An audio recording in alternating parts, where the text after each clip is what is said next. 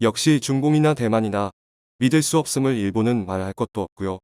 한국이 얼마나 그 믿을 수 없는 나라들 틈에서 생존하기 위해 노력한 강인한 민족이란 걸 미국이 이번에 그들에게 당해봤으니 알았으리라 생각됩니다. 반도체 기술 유출은 항상 조심해야 한다. 안녕하세요. 다음은 기사 내용입니다. 현재 미국이 반도체 태부족 상황이 연출되면서 산업 전반에 초비상이 걸린 국면입니다. 그런데 아무리 생각해도 미국에서는 이러한 정황이 도대체 이해가 가지 않았다고 합니다. 반도체가 모자란다고 하더라도 이렇게까지 모자라는 것은 비정상일 수밖에 없다는 것이죠. 갑자기 반도체 공장이 모두 문을 닫은 것도 아니고 코로나로 물류나 기타 여러 차질이 생기긴 했으나 세계 주요 반도체 공장들은 여전히 주문을 받고 대부분 정상적으로 물량을 출하하고 있는 상태입니다. 따라서 미국은 지금까지 수개월간 이러한 원인을 조사하다가 매우 놀라운 사실을 발견했다고 하는데요. 이 가운데 한국을 더욱 신뢰하게 되었고 그 외에 대만과 중국 심지어 일본에 대폭발하게 되었습니다. 현재 미국이 어떤 상황이며 미국은 왜 한국을 이번 사태 이후 신뢰하며 백지수표도 보여주었는지 살펴보겠습니다. 우선 미 상무부 지난 어문도 상무장관은 미국의 반도체 평균 재고가 평균 5일분도 남지 않은 걸로 발표했습니다. WSJ에 따르면 미 상무부는 지난 11월까지 반도체 기업들에게 반도체 공급망 자료를 요청했으며 이것을 분석한 결과 현재 미국 기업들의 반도체 재고가 사실상 바닥 수준이고 공장이 곧 멈춘다고 봤습니다. 미 상무부는 반도체 공급망이 여전히 무너졌고 이것이 미국 실업률도 증가시킬 것으로도 봤습니다. 공장이 돌아가려면 반도체가 원활하게 공급돼야 하지만 이런 식으로 간다면 공장은 그냥 쉬게 되는 것입니다. 실제로 미국의 한 자동차 공장에서는 반도체 공급 사이클을 현재 50주 이후로 보고 있는 상황입니다.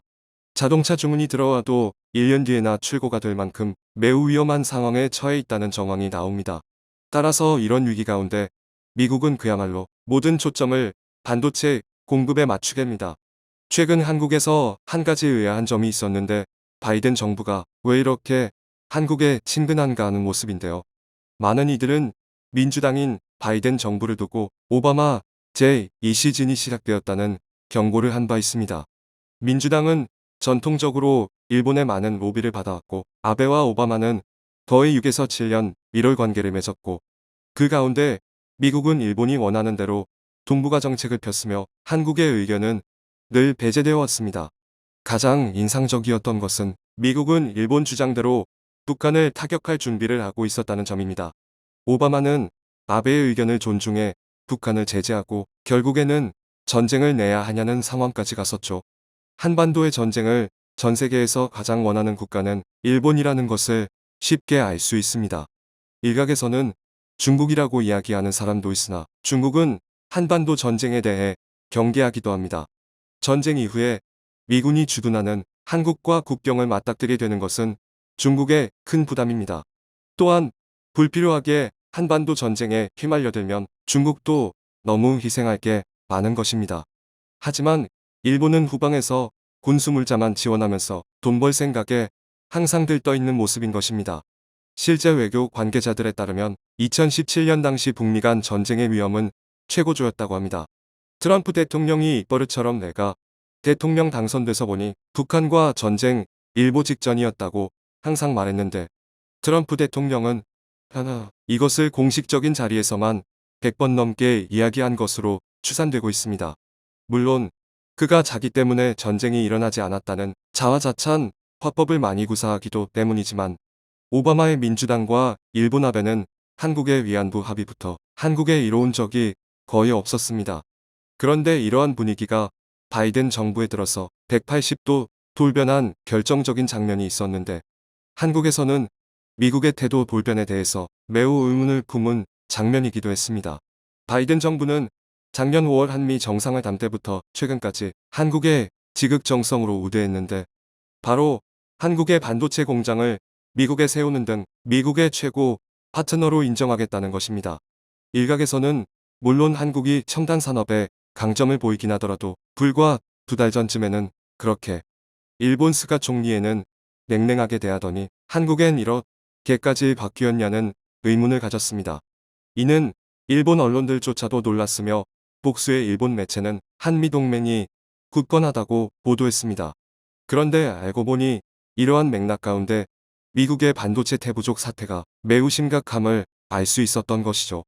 미국은 지난 11월 한국의 삼성과 하이닉스에 대해 반도체 공급 유통에 대한 자료 제출을 요구했는데 당시만 해도 한국에서는 미국이 한국 기업의 기밀을 요구한다며 극도로 경계하는 목소리가 있었는데 알고 보니 미국은 영업 기밀을 빼돌리려는 의도가 아닌 반도체 부족 원인을 제대로 파악하려 했던 것입니다.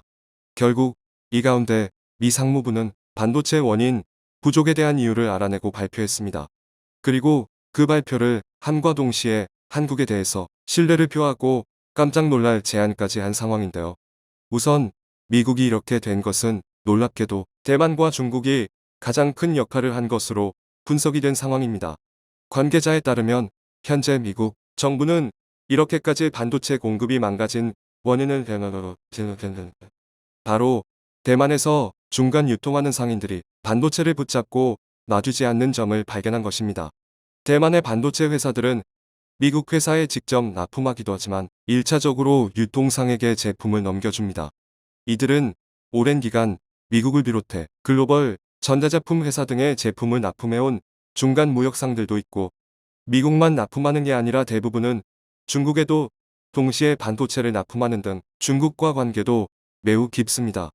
그런데 이들이 대량으로 출하된 반도체를 묶어서 시장에 매우 조금씩 풀었던 것으로 파악된 것이죠. 우리나라도 현재 그래픽카드 등이 매우 비싼데 이는 중간 상인들이 제품을 묶어줘서 그런 것도 있습니다. 이렇게 되면 물량을 아무리 출하하더라도 가격은 오르고 시장엔 제품이 마르는 현상이 나옵니다. 문제는 대만은 중국과도 연관이 되어 있어서 미국이나 다른 나라가 아닌 중국에도 우선적으로 공급했습니다. 현재 중국에도 반도체가 부족하긴 하지만 미국만큼 재고가 바닥이 난 상황까지는 아닌 것으로 보입니다. 중국 자체적으로 삼성, 하이닉스 공장도 있는 데다가 대만에서 물량을 지속적으로 받는다는 것입니다. 또한 중국은 대만에 웃돈을 주고 우선적으로 물량을 당겨오는 것이 정황상 포착되었던 것입니다. 미국은 대만 역시 미국의 주요한 첨단 공급망 파트너로 선정하고 미국에도 TSMC 제품을 공급하게 했으며 중국이 대만을 침략하지 못하도록 대만에 무기를 공급하며 대만과 동맹을 형성하는 등의 모습을 보여도 대만은 오랜 기간 중국 경제와 관계가 깊기 때문에 결국 이것이 미국의 반도체 부족을 야기한 것입니다. 미 상무부는 결국 이러한 문제 때문에 믿을만 한 것은 한국밖에 없다고 판단한 것으로 포착되고 있습니다. 미 상무부는 뜻밖의 한국의 백지수표에 가까운 제안을 하면서 한국 관계자를 놀라게 한 모습인데요. 대만은 중국과 예상보다 관계가 매우 깊었으며 미국의 최적의 파트너가 되기엔 부족하다 여겼고 미국은 한국 측에 미국 내 반도체 생산 확대 520억 달러를 지원하는 법안이 미 의회를 곧 통과한다면서 이 재원을 어디에 활용하면 좋을지 의견을 달라고 했고 그 재정을 한국에 지원할 것을 시사했습니다. 업계 관계자는 이 미국 발언이 극도로 중요한 것인데 왜냐하면 한국이 소위 누명을 벗었다는 것입니다. 이 조사 가운데 미국은 많은 대만 업체들이 가격을 올려받으려고 생산량을 조정하거나 가격에 손을 댔지만 한국은 생산량도 여전하고 가격 담합이나 기타 문제가 전혀 없는 것으로 파악이 완료된 것입니다. 즉 한국은 미국 안보의 위기라는 반도체 공급에 사실상 영향을 하나도 끼치지 않은 국가인 동시에 미국의 반도체 공장까지 세워서 일자리를 제공하고 반도체 공급망을 확대하는 진짜 동맹이란 것입니다. 이러한 맥락 가운데 미 상무부는 520억 달러의 재정을 어떻게 MOF 줬냐며 한국의 초유의 제안을 한 것입니다. 국가 안보에 해당하는 반도체 공급망 확대 문제에 한국의 최우선의 자리에 앉게해준 모습인 것입니다. 막상 한국도 중국의 반도체 공장이 있고 중국의 입김에 시달릴 것이라는 미국의 예상도 있었습니다만 한국은 모든 물량을 스케줄대로 생산해 미국에도 공정하게 분배한 것으로 결론이 난 것입니다. 업계 관계자는 미국이 한국에 대해서 의심의 눈초리를 완전히 거둔 모습이라고 지적하면서 이는 한미 간의 반도체 공급이 더욱 강화될 것으로 미국이 한국에 더 의지하는 국면이라고 강조합니다. 반면 대만 관련한 업체나 유통망에 대해서는 가격과 공급에 대해 추가 조사를 벌일 계획이며 미국의 파트너십에서는 한국과 같은 최우선 협력에서 우선 제외된다는 의견도 나오고 있습니다. 한편 일본에서는 이러한 모습을 보고 억장이 무너지는 경험을 하고 있음이 다방면에서 드러나는 상황입니다. 대신에 일본이 들어갈 자리였지만 일본의 반도체는 무너졌고 한국에는 수출 규제까지 해버렸습니다. 본래 이런 상황에 일본은 한국의 반도체 공장을 일본에 세워달라는 요청은 해볼 수도 있었습니다. 일본이 지리적으로 반도체 공장을 세우긴 불리하지만 한국에 막대한 세금을 지원해 줄 것을 약속하면서 대만 TSMC뿐만 아니라 삼성, 하이닉스도 일본의 공장을 지어달라고 할 수 있었던 것이죠. 한국의 반도체 회사들이 일부 일본 반도체 회사 지분을 인수하기도 했으니 한일 간 반도체 협력은 없던 건 아닙니다.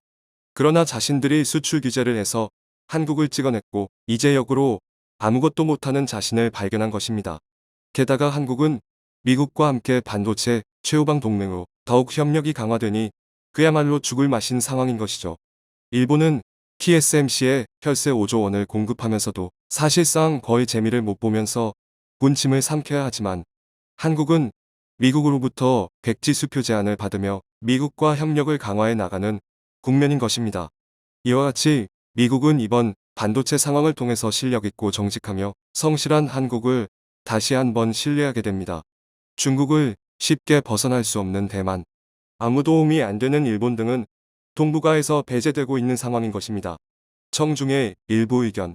작년 TSMC는 일괄적으로 가격을 20% 올렸습니다. 그렇지 않아도 이익률이 높은데 거기에 20%를 더했으니 엄청난 폭리를 취한 거죠. 중국 기업들의 입도선매와 파운드리 업체의 의도적인 공급량 조절, 가격 담합 등으로 그렇지 않아도 코로나로 어려운 세상을 험탁하게 만들었습니다.